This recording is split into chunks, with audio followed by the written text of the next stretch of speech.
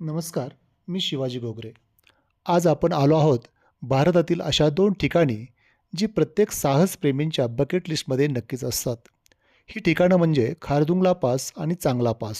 लेहपासून फक्त 40 किलोमीटरवर असलेला खारदुंगला पास हा समुद्रसपाटीपासून तब्बल 18,380 फूट उंचीवर आहे.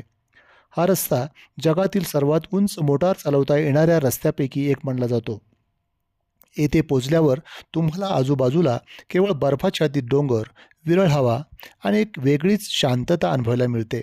आम्ही मात्र उन्हाळ्यात गेल्यामुळे येथे बर्फ कमी होता, मात्र हवा खूप थंड होती. ऑक्सिजनचे प्रमाणही कमी असल्यामुळे व शरीराला बोचणाऱ्या थंड हवेमुळे आपण या ठिकाणी जास्त वेळ थांबू शकत नाही. काहींना डोकेदुखी, मळमळ, चक्कर येणे ही लक्षणे जाणवू शकतात. पण खारदुंगला पासचा इतिहासही तेवढाच महत्त्वाचा आहे. हा रस्ता सियाचीन ग्लेशियरपर्यंत पोहोचण्यासाठी भारतीय लष्कर वापरते.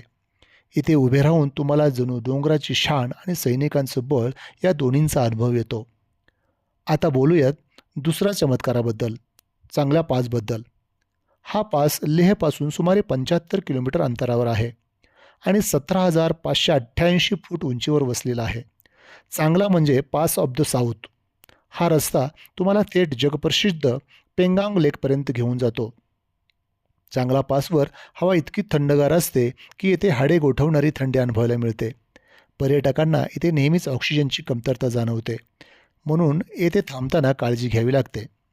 खारदुंगला असो वा चांगला, हे दोन्ही पासेस भारताच्या सामरिकदृष्ट्या अत्यंत महत्त्वाचे आहेत. एकीकडे सियाचीनकडे जाणारा रस्ता, तर दुसरीकडे पेंगाँग लेकपर्यंतचा मार्ग. या उंच डोंगरावर पोहोचल्यावर माणसाला जाणवतं आपण निसर्गाच्या किती जवळ आलोय आणि तरीही किती लहान आहोत. म्हणूनच लेह लडाखच्या प्रवासात खारदुंगला आणि चांगला या पासवरचा अनुभव म्हणजे केवळ प्रवास नाही, तर जीवनभर लक्षात राहणारा आठवणींचा ठेवा आहे. धन्यवाद.